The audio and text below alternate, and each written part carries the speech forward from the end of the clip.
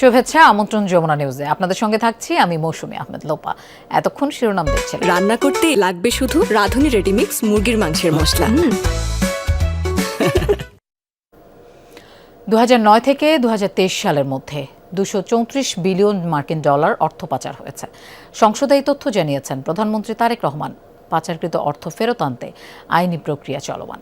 প্রধানমন্ত্রী জানান, সেসব অর্থ দেশের জন্য খরচ করা বর্তমান সরকারের অন্যতম দায়িত্ব। এছাড়া ফ্যামিলি বা কৃষক কার্ডের মতো নির্বাচনী প্রতিশ্রুতি বাস্তবায়নের ফলে মূল্যস্ফীতির শঙ্কা নেই, এমনটাও সংসদকে জানান সরকার প্রধান। প্রশ্নোত্তর পর্বে তিনি বলেন, দুর্নীতির টুটি চেপে ধরে দেশের অর্থ কিভাবে জনস্বার্থে ব্যবহার করা যায় সে লক্ষ্যে কাজ করছে সরকার। প্রশ্ন এবং উত্তর। সরকার প্রধান হয়ে প্রথমবারের মতো সংসদের প্রশ্নোত্তর পর্বে প্রধানমন্ত্রী তারেক রহমান। ত্রয়োদশ সংসদের প্রথম অধিবেশনের ষষ্ঠ দিনে এই পর্বে প্রথম প্রশ্নটি গুমের শিকার বিএনপি নেতা ইলিয়াস আলীর স্ত্রী ও সিলেট 2 থেকে নির্বাচিত সংসদ সদস্য তাসিনা রুশদীর লুনার।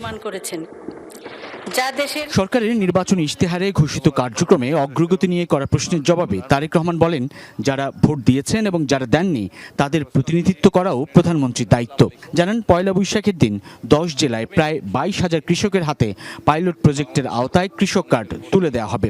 এছাড়া ফ্যামিলি কার্ড, খাল খনন কর্মসূচির মতো নির্বাচনী ইশতেহার বাস্তবায়নে উল্লেখযোগ্য অগ্রগতি হয়েছে।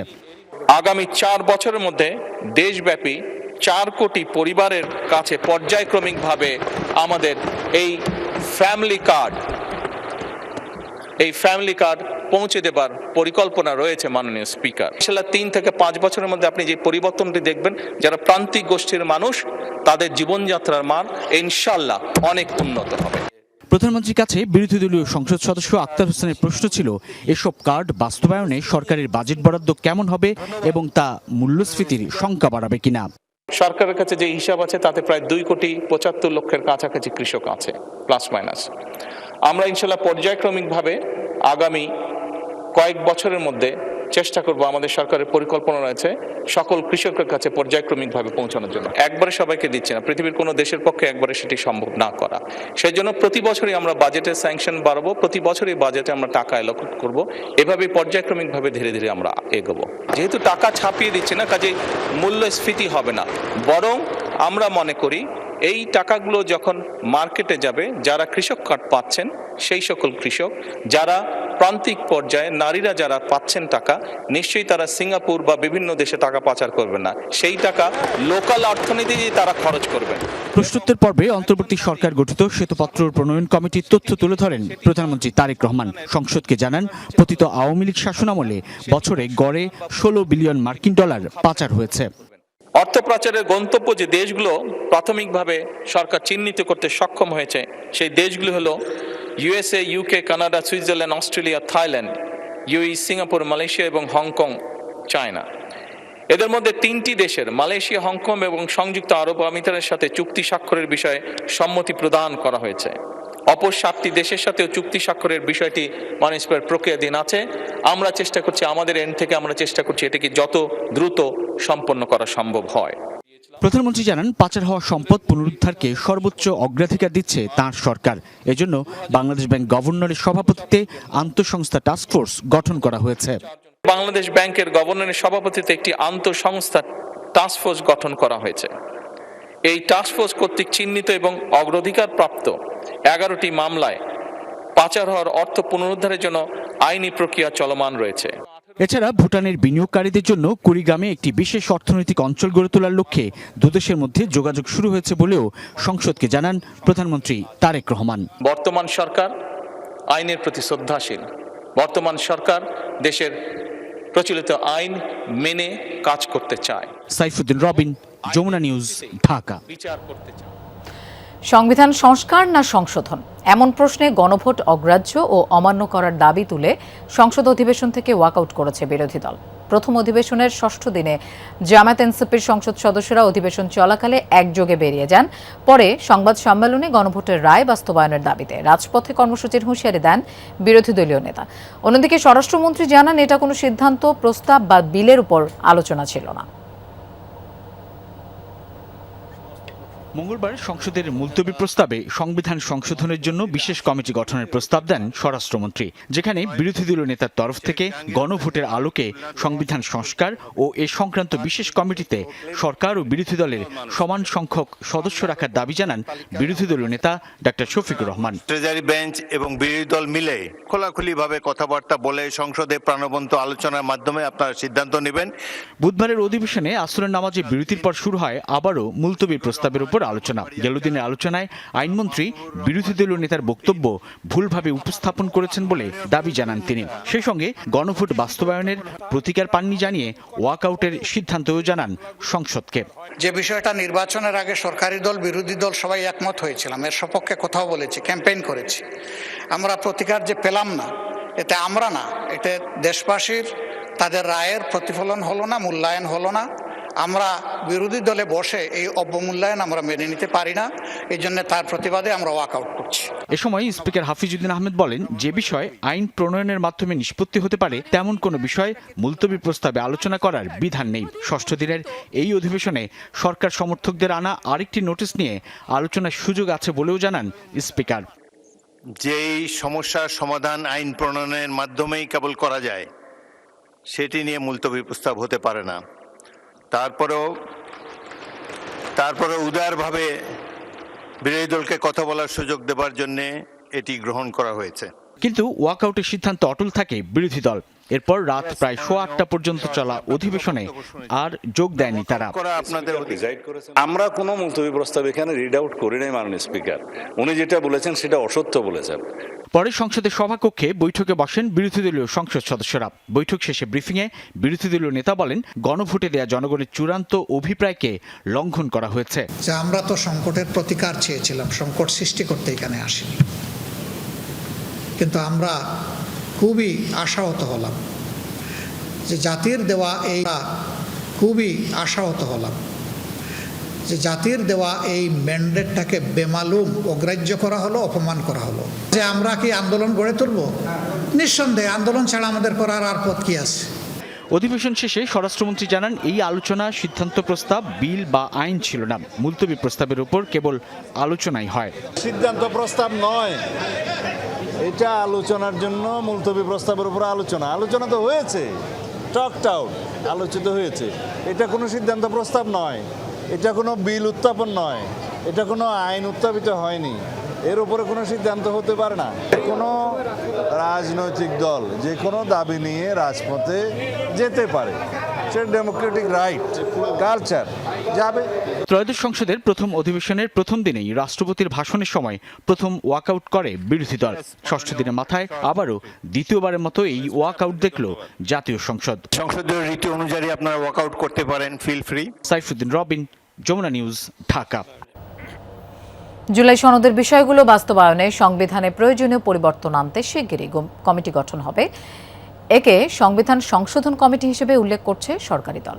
এখানে আপত্তি বিরোধী দলের। তারা বলছেন, সংশোধন খুব ছোট বিষয়, তাই কমিটি হতে হবে সংবিধান সংস্কারের, যেখানে থাকতে হবে সমসংখ্যক সদস্য। চিফ হুইপ জানিয়েছেন, 15 থেকে 20 জনের কমিটিতে সদস্য রাখা হবে আনুপাতিক হারে।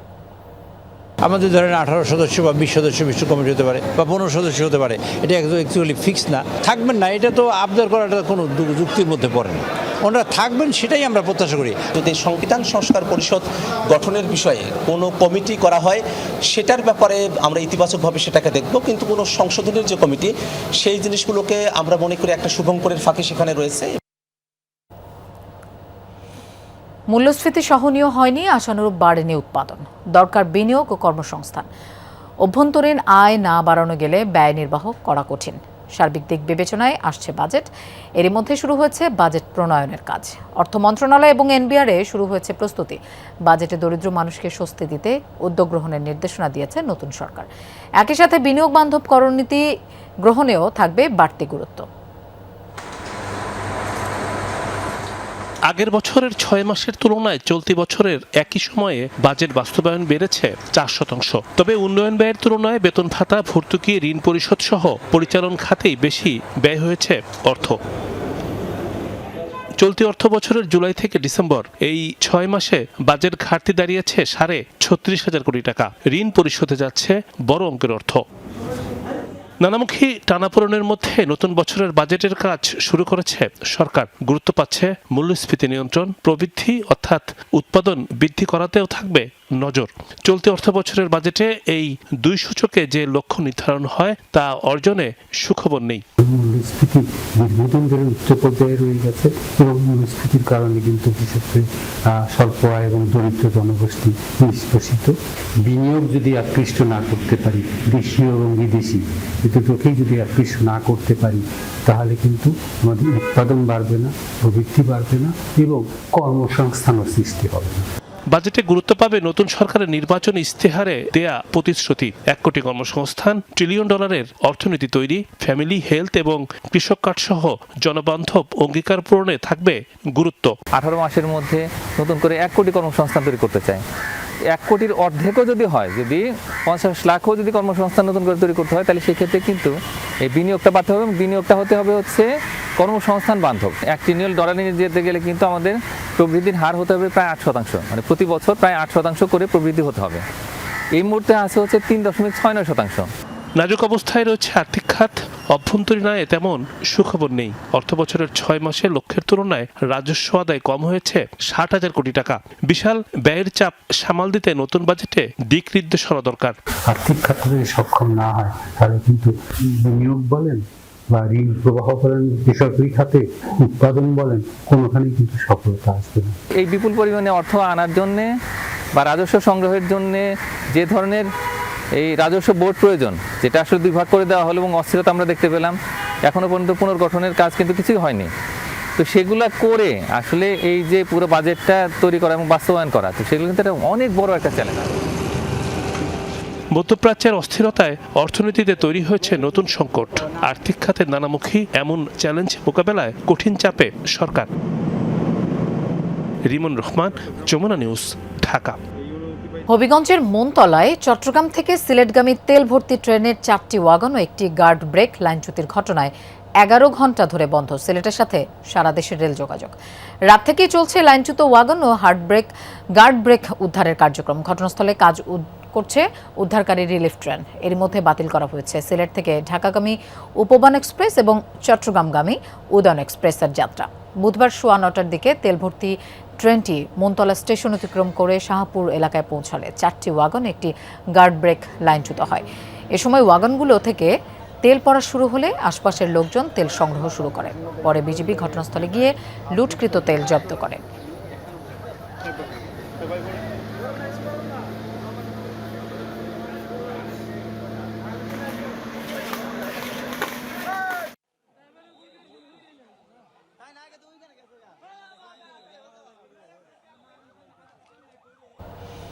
দর্শক, এ ব্যাপারে আরও জানবো।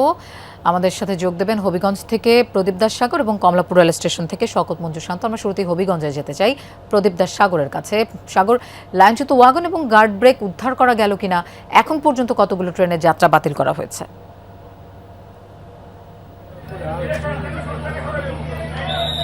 লুপা, আসলে এখন পর্যন্ত সিলেট থেকে 3টি ট্রেনের যাত্রা বাতিল করা হয়েছে। আজকে সকালে কালিনী এক্সপ্রেস ছিল, সেটিরও যাত্রা বাতিল করা হয়েছে। আমি যদি আপনাকে একটু দেখাই, আমার পেছনে আপনি দেখতে পাচ্ছেন যে তেল ভর্তি যে ট্রেনটি ছিল, সেই ট্রেনের একটি ওয়াগান রেলের ট্রেক থেকে সরিয়ে নেওয়ার কাজ করছে উদ্ধারকারী ট্রেনটি, রিলিফ ট্রেনটি। এর বাইরে এখনও আরও 2টি ওয়াগান এখন পর্যন্ত ট্রেকেই রয়েছে এবং যেটি উদ্ধারের ট্রেক থেকে সরানোর চেষ্টা করা হচ্ছে, সেটিও আসলে আরও কিছুটা সময় লাগবে। কারণ এই জায়গাটি যেখানে ঘটনাটি ঘটেছে, এখানে আসলে এক ধরনের রেল ক্রসিংয়েরও একটি বিষয় রয়েছে, যে কারণে এটিতে একটু সময় লাগতে পারে। রেলের ঊর্ধ্বতন কর্মকর্তারাও এখানে আছেন, তারা এখন পর্যন্ত আমাদের সাথে আনুষ্ঠানিকভাবে কোনো কথা বলেননি। তবে তারা যেটি বলেছেন যে কিছুক্ষণ পর হয়তো তারা ব্রিফ করবেন যে আসলে কতটুকু সময় লাগতে পারে। এই মুহূর্তে কতটা সময় লাগতে পারে সেটি আসলে তারাও নিশ্চিত করে বলতে পারছেন না। তবে গতকাল রাত 2টার পর থেকে আসলে উদ্ধারকারী ট্রেনটি আসার পর থেকে তাদের যে উদ্ধার তৎপরতা সেটি চলমান রয়েছে।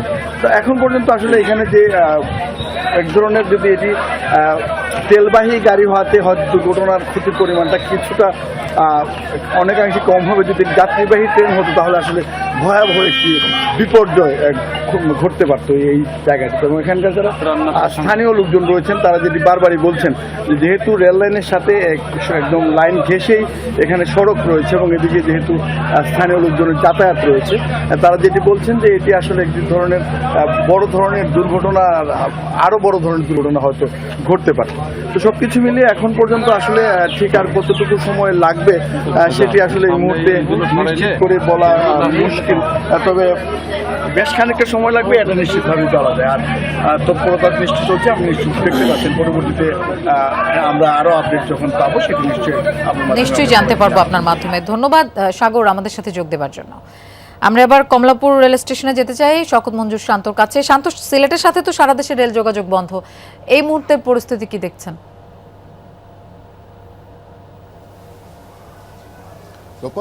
সকালবেলা কমলাপুর স্টেশনে এসে এখানে যারা কর্তব্যরত রয়েছেন তাদের সাথে আমি কথা বলার চেষ্টা করেছি, যদিও অফিস সময় এখনও শুরুই হয়নি। যারা উপস্থিত রয়েছেন জুনিয়র স্টেশন মাস্টারের সাথে আমার কথা হয়েছে, তিনি আমাকে জানিয়েছেন যে একদম পরিষ্কারভাবে উপবন এক্সপ্রেস এবং কালনী এক্সপ্রেস, এই দুইটি এক্সপ্রেসের হচ্ছে ঢাকার সাথে সিলেটের সরাসরি যোগাযোগ। যেই দুটি ট্রেন ঢাকায় না পৌঁছানো পর্যন্ত ঢাকা থেকে সিলেটের উদ্দেশ্যে ছেড়ে যাওয়ার কোনো সুযোগ নেই। আমরা যতটুকু তথ্য পেয়েছি, কালনী এক্সপ্রেস এখনও সিলেটেই অবস্থান করছে, যেটি ভোর 6:15 ঢাকার উদ্দেশ্যে ছেড়ে আসার কথা ছিল। যেহেতু লাইন ক্লিয়ারেন্স নেই তাই তারা কিন্তু এটি বাতিল ঘোষণা করেছে। এবং উপবন এক্সপ্রেসের বিষয়টিও একই রকম। স্বাভাবিকভাবেই যেহেতু বাতিল করা হয়েছে, সুযোগ রয়েছে শুধুমাত্র উপবন এক্সপ্রেস রাত 9:30 সিলেট থেকে সকাল 6:15 ছেড়ে আসার কথা রয়েছে। এবং উপবন এক্সপ্রেস যেটি আমরা জানি যে 11:30টায় ছেড়ে ঢাকায় পৌঁছায় আসলে ভোরবেলা, সেইটি হয়তোবা যদি দিনের মধ্যে লাইন ক্লিয়ারেন্স হয়ে যায়, রাতের যে ট্রেনটি রয়েছে উপবন ঢাকার উদ্দেশ্যে সেটি হয়তোবা ছাড়তে পারে। স্বাভাবিকভাবেই একটা স্থবিরতা রয়েছে ঢাকা সিলেট এই রেল যোগাযোগের ক্ষেত্রে। এবং যত দ্রুত আসলে লাইন ক্লিয়ারেন্স হবে সেই ক্ষেত্রে আমরা জানতে পারছি বা বুঝতে পারছি যে তত দ্রুততম সময়েই এই সংযোগ স্থাপনটি হবে। স্বাভাবিকভাবেই একটি দিনের স্থবিরতা, বুধবার এই ট্রেনের সরকারি বা সাপ্তাহিক ছুটি ছিল এবং বৃহস্পতিবার আজকে এই দুর্ঘটনার পরবর্তীতে বলা যায় যে দুপুর নাগাদও যদি লাইন ক্লিয়ারেন্স হয় তাহলে সিলেটের সাথে যে যোগাযোগ সেটি রাত নাগাদ স্থাপিত হয়ে যেতে পারে। শান্ত, আপনাকে ধন্যবাদ আমাদের সাথে যোগ দেওয়ার জন্য। জ্বালানি তেলের তীব্র সংকটের মধ্যেই মজুদের ঘটনায় দেশের বিভিন্ন জেলায় হয়েছে ধর্মঘট অবরোধ। দীর্ঘ 5 ঘন্টা পর প্রশাসনের বৈঠকের আশ্বাসে ধর্মঘট স্থগিত করেছে সিলেট বিভাগের পেট্রোল পাম্প ওনার্স অ্যাসোসিয়েশন। রাত 3টায় সিলেটের পুলিশ কমিশনারের সাথে আলোচনা শেষে এই ঘোষণা দেয় তারা। বুধবার বিকেলে এক পাম্পের নামে নেয়া 9000 লিটার তেল 3 পাম্পে স্থানান্তরের অভিযোগ ওঠে। পরে সেই পাম্প মালিককে আটক করে আইনশৃঙ্খলা বাহিনী। খবর পেয়ে মেঘনা ডিপোর সামনে জড়ো হন পেট্রোল পাম্প ওনার্স অ্যাসোসিয়েশনের নেতারা। অভিযানের নামে হয়রানি বন্ধে বিভাগের সব জ্বালানি তেল ও গ্যাস পাম্পে অনির্দিষ্টকালের ধর্মঘটের ডাক দেন। পরে আজ সকাল 11টায় বিভাগীয় কমিশনার কার্যালয়ে বৈঠকের আশ্বাস দেন পুলিশ কমিশনার।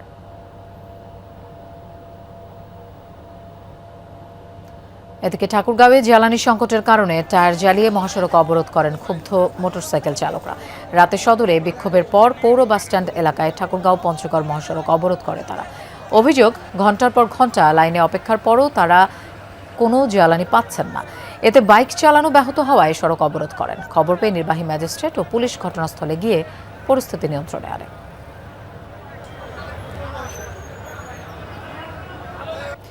এদিকে অবৈধভাবে জ্বালানি মজুদ রোধে চলমান রয়েছে প্রশাসনের অভিযান। পঞ্চগড়ের তেঁতুলিয়ায় বাড়িতে অবৈধভাবে ডিজেল মজুদ রাখার দায়ে এক ব্যবসায়ীকে 10 দিনের বিনাশ্রম কারাদণ্ড দিয়েছেন ভ্রাম্যমাণ আদালত। রাতে গোপন তথ্যের ভিত্তিতে মামুন নামে ওই ব্যবসায়ীর বাড়িতে অভিযান পরিচালনা করে প্রশাসন। এ সময় অবৈধভাবে মজুদ করা 320 লিটার ডিজেল জব্দ করা হয়।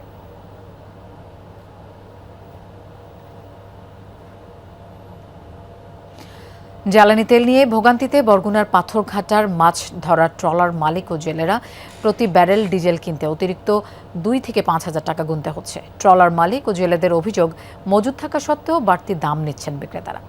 বেশি দামে ডিজেল বিক্রির কথা স্বীকারও করেছেন কেউ কেউ। নানা অজুহাত বিক্রেতাদের। দেশের দ্বিতীয় বৃহত্তম সামুদ্রিক মৎস্য অবতরণ ও পাইকারি বিক্রয় কেন্দ্র বরগুনার পাথরঘাটা। এখান থেকে প্রতিদিন ৩ শতাধিক ট্রলার সমুদ্রে যায় মাছ ধরতে।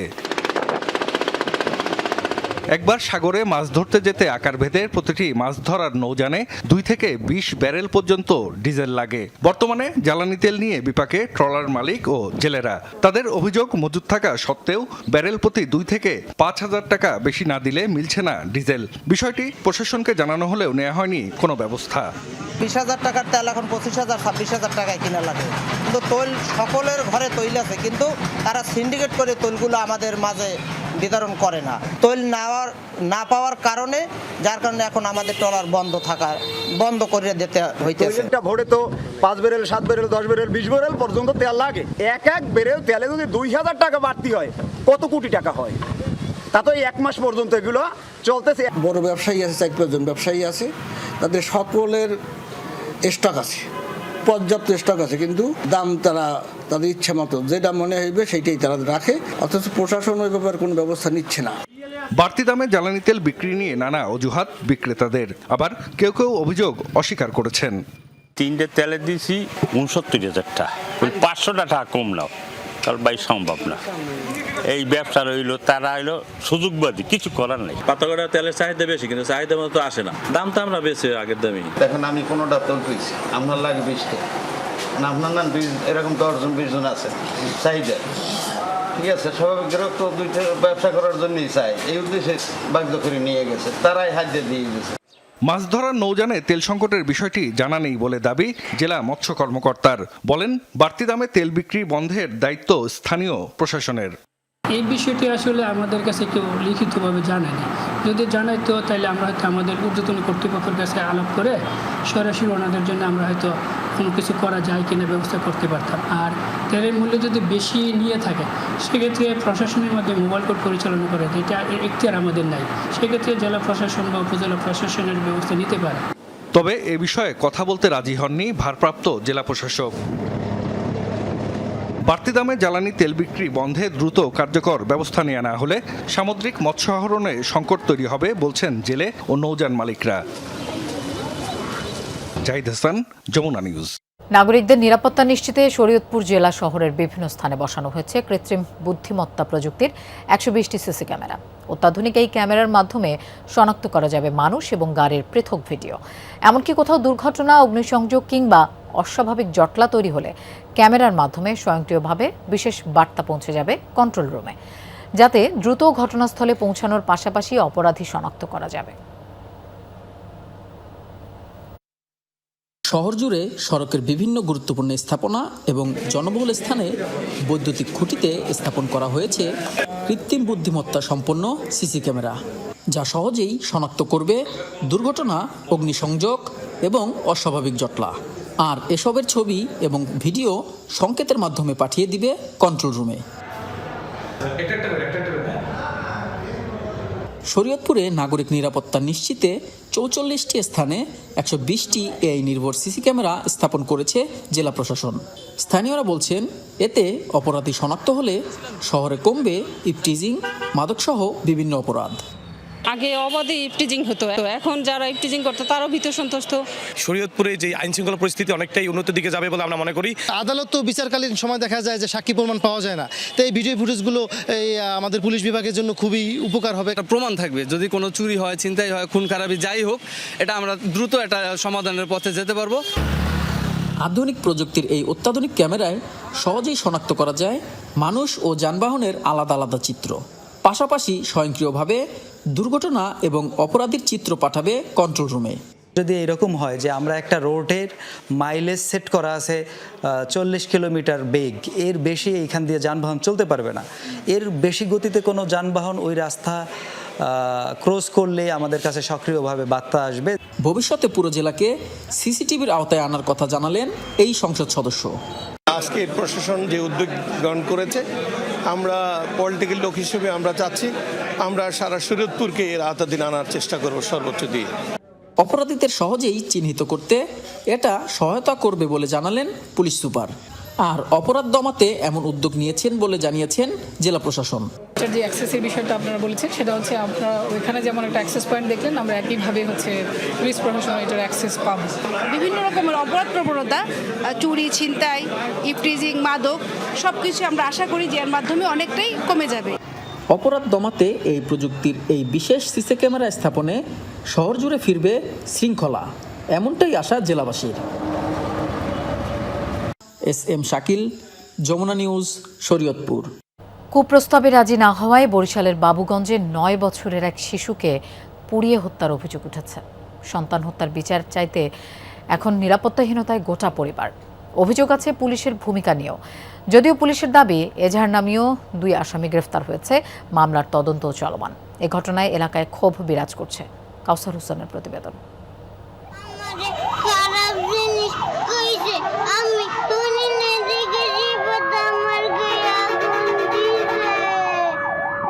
মৃত্যু পথযাত্রী রাইসামণি নিজেই দিয়ে গেছে তার সাথে ঘটে যাওয়া নিষ্ঠুরতার বিবরণ। গেল 15 মার্চ দুপুরে রাইসার চিৎকারে এগিয়ে আসে প্রতিবেশীরা। ততক্ষণে আগুনে পুড়ে যায় তার শরীরের 80%। গুরুতর অবস্থায় ঢাকায় নেয়ার পথে অ্যাম্বুলেন্সে বসে রাইসা জানায় স্থানীয় বখাটে কিশোর শিফাতের কুপ্রস্তাবে রাজি না হওয়ায় তার শরীরে আগুন দেয়া হয়। ওই দিন রাতেই ঢাকা মেডিকেলে মৃত্যু হয় রাইসার। দরজাটা একটু খোলা, হালকা একটু খোলার পর আমি এবার যে দেখি শরীরে আগুন জ্বলতে সারা কইছে কাকা আমার বাঁচাও। গাড়ি বাই করে নিয়ে হুজুরপুর যাওয়া হয়েছি, তখন আমাদের জালাল চাচা আছে, তো ওনার দিকে বলছে যে আমার শিপাত মারছে। রাইসার বয়স যখন 2 বছর তখন তার মা তাকে ফেলে যায়। এরপর দিনমজুর পিতার আদরেই রাইসার বেড়ে ওঠা। রাইসাকে হারিয়ে পাগল প্রায় নজরুল ইসলাম। ও মনে করেন আর মা যখন চলে যায় তখন মনে করেন আমি ওরে নিয়ে বুকে মানে কোলে সবসময় যথাই গেছি, কাজে গেছি, যেখানে গেছি, মনে করেন জমিতে ভুইরোপণ করছে আষাঢ় মাসে, তখন ওরে মনে করেন ওই কচুরির রাইখিয়া গামছা দিয়ে রাখিয়া বসাই রাখতাম। রাইসার মৃত্যুর ঘটনায় জড়িতদের বিচারের দাবিতে সড়ক অবরোধ, বিক্ষোভ করেছে এলাকাবাসী। এরপর থেকেই নিহত রাইসার পরিবারের উপর আসছে নানা হুমকি। পুলিশের বিরুদ্ধে অসহযোগিতার অভিযোগ পরিবারের। ধমকি দিয়েছে ওরা বাড়ি আহুক, আমরা সারা পাই, তারপর দেখে নি মনে হবো, এরকম আর কি ধমকি দিছে। দুর্ঘটনা যে ঘটাইছে আমরা সঠিক বিচার চাই। এরই মধ্যে অভিযুক্ত কিশোর সিফাত ও তার পিতা জালাল শিকদারকে গ্রেফতার করেছে পুলিশ। কথা হয় সিফাতের চাচা সালাম শিকদারের সাথে। তার দাবি ভাতিজা নির্দোষ। ওর থেকে এক হাত হইলে দূরে হইলো যে অরিটা দরজাটা, তো ও দরজাটা মানুষ বাঁচার জন্য অনেক কিছু করে। ও যদি নিজে যদি আত্মহত্যা না করতো তাহলে ওই দরজা খুললেও বাইরেই তো। এইটা আমার মাথা কোনো কিছু ধরে না। আমার মনে হয় যেটা ও জিদের কারণে ও নিজেই দিয়েছে। অবহেলার অভিযোগ অস্বীকার করে বাবুগঞ্জ থানার ওসির দাবি মামলার তদন্ত চলছে। আসামি 2 জন ছিল, 2 জনের অ্যারেস্ট আছে। এসে ঘটনা এটা তো গতানুগতিক কথা, পুলিশের বিরুদ্ধে কথা বলতে তো কারো মুখে ঠোঁটে লাগে না, ঠিক না? নিজ বাড়ির আঙিনায় চিরনিদ্রায় শায়িত ছোট্ট রাইসামণি। কাউসার হোসেন, যমুনা নিউজ, বরিশাল। শত কোটি টাকা ব্যয়ে নির্মিত ফসল রক্ষা বাঁধ এখন সুনামগঞ্জে ফসল হানির কারণ হয়ে দাঁড়িয়েছে। কয়েকদিনের থেমে বৃষ্টির পর হাওরে জমেছে পানি। নিষ্কাশনের পথ না থাকায় কাঁচা ধান পানিতে তলিয়ে পচে যাওয়ার জোগাড়। অপরিকল্পিত বাঁধ নির্মাণের কারণেই এই দুরবস্থা বলছেন কৃষক নেতারা। ভবিষ্যতে বাঁধ নির্মাণ করলে পানি নিষ্কাশনের পরিকল্পনা যুক্ত করার দাবি জানিয়েছেন চাষিরা। পাহাড়ি ঢল ও বন্যা থেকে জমির শস্য রক্ষায় প্রতি বছরই শত কোটি টাকা ব্যয়ে ফসল রক্ষা বাঁধ নির্মাণ করে সরকার। অথচ এই বাঁধই এখন সুনামগঞ্জের হাজারো কৃষকের চোখের জলের কারণ হয়ে দাঁড়িয়েছে। কয়েকদিনের বৃষ্টিতে জেলার জোয়াল ভাঙা, পাখিমারা, কাংলার হাওর সহ বিভিন্ন হাওরে ধানের চারা পড়েছে জলবদ্ধতার কবলে। কাঁচা ধান তলিয়ে এখন পচে যাওয়ার জোগাড়। এই যে যখন আমাদের ধান তলিয়ে যাইতেছে বেড়ি বানানোর কারণে আমরা 10 থেকে 15 দিন পরে ধান খাটতাম না, পানির কারণে এখন ডুবরার পানির কারণে তলিয়ে যাইতেছে। সরকার এই বানটা দেওয়াই আমরা এই ক্ষতিগ্রস্ত করছে। এই পানিটা অব্যাই আমরা নিজের অধিকারে মানছে এই আটক করছে। এটা যদি না বান কাটে আমরা কোনো চলার বাঁচার উপায় নাই। আমি একজন ছোটোখাটো একটা কৃষক, আমার 10 কানি ক্ষেত করছে, 10 কানি ক্ষেতের মাঝে আমার 8 কানি ক্ষেতে গেছে পানির তলে। সুইচ গেট অনাদিকে আমরা ধান এই প্রত্যেক বছরই পানি একটু ডুবরার পানি লাগলেও আমরা ধান তোলে জায়গা। চোখের সামনে কষ্টের ফসল হারিয়ে যেতে দেখে পাগল প্রায় হবার উপক্রম চাষিদের। হাওর থেকে সেচ দিয়ে পানি নিষ্কাশনের চেষ্টা করে ব্যর্থ হয়েছেন। বাধ্য হয়ে বাঁধ কাটতে নিলে প্রশাসনের সাথে হয় বাকবিতণ্ডা, এমনকি কৃষকদের দুপক্ষের মধ্যে হয় মারামারিও। আপনি বুঝাইতে চাইতেছেন যে কৃষক যে কৃষি করে ধানটা কিভাবে রক্ষা হয় বুঝে না। কৃষক নেতারা এই অবস্থার জন্য দায়ী করছেন অপরিকল্পিত এবং অপ্রয়োজনীয় বাঁধ নির্মাণকে। সংশ্লিষ্টরা বলছেন 2017 সালে পাহাড়ি ঢলে সুনামগঞ্জের শতভাগ ফসল ডুবির পর থেকে প্রতি বছরে নির্মিত হয় ফসল রক্ষা বাঁধ। বৃষ্টি ও বন্যায় সেসব বাঁধের মাটি গিয়ে জমা হয় হাওর এবং নদীতে। এতে ধীরে ধীরে কমেছে হাওর ও নদীর পানি সংরক্ষণ ক্ষমতা। সুনামগঞ্জে অপরিকল্পিত বাঁধ এবং যত্রতত্র বাঁধ দেওয়ার কারণে কিন্তু আমরা দেখেছি যে 30-40% ধান সবগুলো উপজেলার পানির নিচে আছে। এই পানির নিচে যে ধানগুলো আছে এগুলো যদি আরো 1 সপ্তাহ 2 সপ্তাহ থাকে তাইলে ধান আর কৃষক গড়ে তুলতে পারবেন না। এমন পরিস্থিতিতে জরুরি সভা করে শর্ত সাপেক্ষে প্রয়োজনীয় স্থানে বাঁধ কেটে সাময়িক সমাধান দিয়েছে জেলা প্রশাসন। বাঁধ দেয়া এবং কাটার জন্য একটা ডেডিকেটেডলি সরকারি একটা দপ্তর আছে, পানি উন্নয়ন বোর্ড। ওনাদের প্রকৌশলের সিদ্ধান্ত অনুসারে যেন বাঁধ কাটে, এই লক্ষ্যে আমরা উপজেলা অনুযায়ী একটা কমিটিও গঠন করে দিয়েছি। চলতি বছর প্রায় 150 কোটি টাকা ব্যয়ে সুনামগঞ্জের 52টি হাওরে 603 কিলোমিটার ফসল রক্ষা বাঁধ নির্মিত হয়েছে। রাহিম সারোয়ার, যমুনা নিউজ। কোনো শিশু বিশেষ চাহিদা সম্পন্ন হলে সর্বপ্রথম মাকেই তির্যকভাবে দোষারোপ করা হয়। কুসংস্কার, ঝাড়ফুঁক, আত্মীয়স্বজনের কটুবাক্যের মতো নানা চ্যালেঞ্জের মধ্যেই সন্তানকে বড় করেন তিনি। তবে এসব শিশুর সবচেয়ে বড় মেরুদণ্ড পরিবারের সাপোর্ট। বিশ্লেষকদের মত, সচেতনতা বৃদ্ধির পাশাপাশি সরকারের আন্তরিকতা ও পৃষ্ঠপোষকতাও দরকার। সহকর্মী আহমেদ রেজা জানাচ্ছেন বিস্তারিত। নিজেকে তো বটেই, বিশ্বজয়ের প্রবল ইচ্ছা আর আগ্রহ ওদের।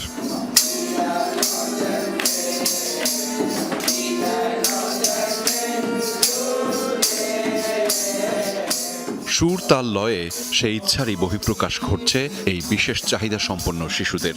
আরমান, মারজুক কিংবা ইয়াফি বন্ধুত্বের বিশ্বাসেই নির্ভর হয়ে গাইছে গান, কিন্তু তাদের প্রতি পরিবার ও আশপাশের মানুষের আচরণে প্রকট হয় এই নির্ভর অবস্থান।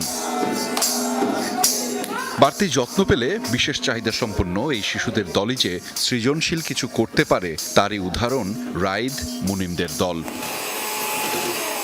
ইয়াফি তৈরি করছে কেক, তারই বন্ধু রাইদ আর আরমান করছে বুটিকের কাজ। ছবি আঁকা, গল্প বলা, কবিতা আবৃত্তিও আছে তাদের প্রতিভায়। কম্পিউটারতে যমুনা টেলিভিশনের লোগো দিয়েছি। ব্লগ করতে পছন্দ করি, তারপর কেক বানাতে পছন্দ করি, আর পড়াশোনা করে পছন্দ করি। গান গাইতে পছন্দ করি, ছবি আঁকতে পছন্দ করি, নাচ করতে পছন্দ করি। গান করতে পারি, ছবি আঁকতে পারি। মৌমাছি কোথায় যাও নাচি নাচি, তারাও না একবার ভাই ওই ফুল ফুটে বনে যাই মধু আহ রঙে তারাবার সময় তো নাই। চিকিৎসা বিজ্ঞানের ভাষায় মস্তিষ্কের বিকাশজনিত একটি স্নায়বিক অবস্থাই হলো অটিজম। এখনো সমাজ ও পরিবারে আছে কুসংস্কার ও বাঁকা চোখে দেখার প্রবণতা, যাতে বড় ধরনের মানসিক ও আর্থিক চ্যালেঞ্জে পড়েন অভিভাবকরা, বিশেষ করে মা। অনেক আত্মীয় স্বজন, অনেক ফ্রেন্ড, অনেক জায়গায় অনেক দোকানদার, আশেপাশে মানুষ, প্রতিবেশী মানুষের অনেক তীর্যক গঞ্জনা আমি সহ্য করেছি, কিন্তু আমি সেগুলোকে পাত্তা দেইনি। আমি ওইটা প্রতিদিনই শুনি, আমার পারিপার্শ্বিকতা, সমাজ, সব দিক থেকেই অ্যাকসেপ্ট করার যে ব্যাপারটা, যে আমার বাচ্চাটা স্পেশাল চাইল্ড বা আমার নাতি বা আমার ছেলে মেয়ে, এমনকি বাবারা, অনেক ফ্যামিলির বাবারাও মেনে নিতে চায় না। তবে বিশ্লেষকদের মত, অবহেলা নয়, সঠিক পরিচর্যাই পারে বিশেষ চাহিদা সম্পন্ন শিশুদের জীবনকে কিছুটা হলেও স্বাভাবিক রাখতে। সম্পূর্ণ একটা ভ্রান্ত কুসংস্কার এখনো বিদ্যমান। অটিজম কেন হয়, কি কারণ হয়, সম্পূর্ণ অজানা। রাষ্ট্রীয় পর্যায়ে বা সরকারি বা বেসরকারি পর্যায়ে কোনোভাবেই তাদেরকে পুনর্বাসনের জন্য এখনো উল্লেখযোগ্য কোনো কর্মসূচি, পদক্ষেপ আমাদের দেশে গ্রহণ করা হয় না। ডিসেবল পিপলের জন্য যে অ্যাক্ট করা হয়েছে 2013 সালে, জাস্ট ওইটা যদি মানে ওয়ার্ড টু ওয়ার্ড আমরা বাস্তবায়ন করতে পারি, তাহলে কিন্তু অনেকাংশে কিন্তু আমাদের এই বোঝাটা কমে যাবে, যেটাকে আমরা বোঝা বলছি আসলে। বাংলাদেশে কমপক্ষে 43 লাখ বিশেষ চাহিদা সম্পন্ন শিশু ও ব্যক্তি রয়েছে। অটিজম এবং মানবতা প্রতিটি জীবনেরই মূল্য আছে। এই প্রতিপাদ্যে পালিত হবে এবছরের অটিজম সচেতনতা দিবস। আহমেদ রেজা, যমুনা নিউজ, ঢাকা। জামালপুরে পারিবারিক কলহের জেরে ছেলের শ্বশুর বাড়ির লোকজনের মারধরে এক কৃষকের মৃত্যু হয়েছে। এই ঘটনায় 6 জনকে আটক করেছে পুলিশ। বুধবার রাতে ঝাউলা গোপালপুর এলাকায় এই ঘটনা ঘটে। নিহতের নাম আব্দুল হাকিম। স্থানীয়রা জানায়, নরুন্দি এলাকার কামরুন্নাহারের সাথে ছেলে স্বামীকে বিয়ে দেন আব্দুল হাকিম। বিয়ের পর থেকেই সংসারে বনিবনা না হওয়ায় রাতে হাকিমের বাড়িতে সালিশ বসে। সেখানে দুই পক্ষের কথা কাটাকাটির এক পর্যায়ে শামীমের শ্বশুর সহ বাকিরা হাকিমের উপর চড়াও হন। মাটিতে ফেলে মারধর করলে তিনি অসুস্থ হয়ে পড়েন। পরে হাসপাতালে নিলে তাকে মৃত ঘোষণা করেন চিকিৎসক।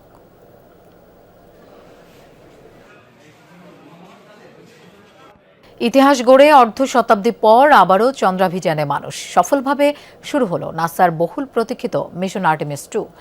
বুধবার স্থানীয় সময় সন্ধ্যা 6টা 35 ফ্লোরিডার কেপ ক্যানাভেরাল থেকে যাত্রা শুরু হয়। 4 নভোচারী সহ উৎক্ষেপণ করা হয় নাসার সবচেয়ে শক্তিশালী rocket space launch system SLS। মিশনে রয়েছেন 3 মার্কিনী, রিড উইজম্যান, ভিক্টর গ্লোভার ও ক্রিস্টিনা কোচ এবং কানাডার জেরেমি হ্যানসন। 10 দিনের যাত্রায় ওরিয়ন ক্যাপসুলে করে পৃথিবীর একমাত্র উপগ্রহ চাঁদের কক্ষপথ প্রদক্ষিণ করবেন নভোচারীরা। আগের সব রেকর্ড ভেঙে পাড়ি দেবেন সবচেয়ে দূরবর্তী স্থানে। 1972 সালে অ্যাপোলো 17 মিশনের পর এই প্রথম কোনো মানুষ চাঁদের পথে রওনা হলো। অভিযানের মূল লক্ষ্য চাঁদে নিয়মিত যাতায়াত। 2028 সালের মধ্যে চাঁদের দুর্গম দক্ষিণ মেরুতে নভোচারী অবতরণের লক্ষ্য নির্ধারণ করেছে নাসা। 7.4 মাত্রার শক্তিশালী ভূমিকম্পে কেঁপে উঠল ইন্দোনেশিয়া। বৃহস্পতিবার স্থানীয় সময় সকাল 7টার দিকে পূর্বাঞ্চলীয় মালাক্কা সাগরে অনুভূত হয় কম্পনটি। জারি করা হয় সুনামি সতর্কতা। টার্নেট শহর থেকে 120 কিলোমিটার দূরে মাটির 35 কিলোমিটার গভীরে ছিল উৎপত্তিস্থল। এখন পর্যন্ত 5.5 ও 5.2 মাত্রার 2টি আফটারশক হয়েছে। আশঙ্কা আরও আফটারশক হতে পারে। অঞ্চলটির বেশ কিছু স্থানে ক্ষয়ক্ষতির তথ্য মিলেছে। ভবনের ধ্বংসাবশেষ পড়ে একজনের প্রাণহানি হয়েছে। ভূমিকম্প অনুভূত হওয়া দ্বীপটি অত্যন্ত ঘনবসতিপূর্ণ। 2 লাখের বেশি মানুষের বসবাস। অনিশ্চয়তায় পশ্চিমাদের সামরিক জোট নেটোর ভবিষ্যৎ। ইরান যুদ্ধে সহায়তা না পাওয়ায় জোটটি থেকে বেরিয়ে যাওয়ার হুমকি দিয়েছে যুক্তরাষ্ট্র। মূলত সদস্য দেশগুলোর সামরিক সক্ষমতার উপর নির্ভর করে নেটোর শক্তিমত্তা। সবশেষ বার্ষিক প্রতিবেদন বলছে, গত বছর প্রতিরক্ষা খাতে যুক্তরাষ্ট্র একাই ব্যয় করেছে $838 বিলিয়ন, যা বাকি 31 দেশের মোট খরচের তুলনায় বেশি। এছাড়া 2025 সালে নেটোর নিজস্ব ব্যয়ের 15% বেশি দিয়েছে ওয়াশিংটন। 1949 সালে জোটবদ্ধ হয়ে শত্রুপক্ষকে মোকাবেলার লক্ষ্যে যুক্তরাষ্ট্রসহ 12 দেশ গড়ে তোলে নর্থ আটলান্টিক ট্রিটি অর্গানাইজেশন বা ন্যাটো। বর্তমানে যার সদস্য সংখ্যা 32। ইসরায়েলের সঙ্গে ইরান যুদ্ধ শুরু করে ন্যাটোর সহায়তা চেয়েছিলেন মার্কিন প্রেসিডেন্ট ডোনাল্ড ট্রাম্প, কিন্তু বাধ্যবাধকতা না থাকায় এই যুদ্ধ থেকে দূরে থাকার সিদ্ধান্ত নিয়েছে জোটভুক্ত বাকি দেশগুলো। হতাশ ট্রাম্প ব্রিটিশ গণমাধ্যম দ্য টেলিগ্রাফকে দেয়া সাক্ষাৎকারে দিয়েছেন ন্যাটো থেকে বেরিয়ে যাওয়ার হুমকি। এমন পরিস্থিতিতে প্রশ্ন উঠছে, পরাশক্তি যুক্তরাষ্ট্র জোট ছাড়লে কি হবে ন্যাটোর ভবিষ্যৎ? মূলত সদস্য দেশগুলোর সামরিক শক্তির উপর নির্ভর করে ন্যাটোর সক্ষমতা। গত বছর নির্ধারিত লক্ষ্য অনুযায়ী প্রতিটি সদস্য রাষ্ট্র জিডিপির 2% প্রতিরক্ষা খাতে ব্যয় করেছে। তবে এরপরও বাকি 31 দেশের কেউই সামরিক ব্যয়ের হিসাবে যুক্তরাষ্ট্রের ধারে কাছে নেই। 2025 সালে ওয়াশিংটন একাই খরচ করেছে $838 বিলিয়ন, আর বাকিদের মোট ব্যয় $574 বিলিয়ন। যুক্তরাষ্ট্র নির্ভরতা কমাতে সামরিক খাতে ব্যয় জিডিপির 5% করার প্রতিশ্রুতি দিয়েছে ন্যাটোর ইউরোপীয় সদস্যরা। তবে এখনই যদি যুক্তরাষ্ট্র বেরিয়ে যায়, তবে জোটটি মারাত্মকভাবে দুর্বল হয়ে পড়বে বলে মত বিশ্লেষকদের। মার্কিন সামরিক সরঞ্জাম গোয়েন্দা তথ্য সরবরাহ বন্ধ হলে ন্যাটোর সক্ষমতা কমবে উল্লেখযোগ্যভাবে। ইন্টারন্যাশনাল ইনস্টিটিউট অফ স্ট্র্যাটেজিক স্টাডিজের 2025 সালের এক প্রতিবেদন বলছে, জোটটির মোট সামরিক সক্ষমতায় একা যুক্তরাষ্ট্রের অবদান 44%। মার্কিনীদের শূন্যস্থান পূরণে লেগে যেতে পারে অন্তত 25 বছর। সেটিও সম্ভব কিনা তা নিয়েও রয়েছে সংশয়। মোস্তফা মাহমুদ, যমুনা নিউজ। প্রস্তুত সাফ অনূর্ধ্ব 20 চ্যাম্পিয়নশিপের শিরোপা নির্ধারণী মঞ্চ। দ্বিতীয় সেমিফাইনালে ভুটানকে বিধ্বস্ত করে ফাইনালে নাম লিখিয়েছে ভারত, যেখানে তাদের অপেক্ষায় বাংলাদেশ। মেগা ফাইনালটি মাঠে গড়াবে শুক্রবার রাত 8টায়।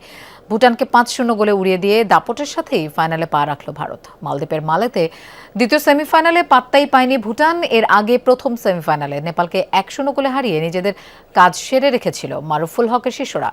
গ্রুপ পর্বেও এই দুই দলের দেখা হয়েছিল, যেখানে ভারতের সাথে 1-1 ড্র করেছিল লাল সবুজের প্রতিনিধিরা। সাফের বয়সভিত্তিক আসরে এটি দুই দলের চতুর্থ ফাইনাল। আগের 3বারই ভারতের কাছে স্বপ্নভঙ্গ হয়েছিল বাংলাদেশের। এবার কি পারবে ডিফেন্ডিং চ্যাম্পিয়ন বাংলাদেশ সেই ইতিহাস বদলে টানা দ্বিতীয় শিরোপা ঘরে তুলতে? এফসি অনূর্ধ্ব 20 নারী এশিয়ান কাপের খবর। 2 গোলে এগিয়ে থেকে শেষ পর্যন্ত 3-2 ব্যবধানে থাইল্যান্ডের কাছে হারল বাংলাদেশের মেয়েরা। মোসাম্মদ সাগরিকা প্রথমার্ধে বাংলাদেশকে একক প্রচেষ্টায় গোল করে লিড এনে দেন। দ্বিতীয়ার্ধে তিনি আরেকটি গোল করেন। এরপরই চরম ভুল করতে শুরু করেন বাংলাদেশি ডিফেন্ডাররা। সুরমা জান্নাত ও নবীরন মাত্র কয়েক মিনিটের ব্যবধানে থাইল্যান্ডের 2 ফরওয়ার্ডকে পেছন থেকে আক্রমণ করে, যা স্পষ্টত ফাউল এবং পেনাল্টি। 2 পেনাল্টি থেকেই থাইল্যান্ড গোল করে। ম্যাচ সমতায় আনার পর থাইল্যান্ড খেলায় আরও প্রাধান্য বিস্তার করে। 80 মিনিটে বাংলাদেশের ডিফেন্ডারদের 1-2 পাস কাটিয়ে আরেকটি গোল আদায় করে থাইল্যান্ড। ফলে সম্ভাবনা জাগিয়ে শেষ পর্যন্ত হার নিয়েই মাঠ ছাড়তে হয়েছে বাটলার শিষ্যদের। দর্শক, এই ছিল যমুনা নিউজের এতক্ষণ সাথে থাকার জন্য ধন্যবাদ সবাইকে।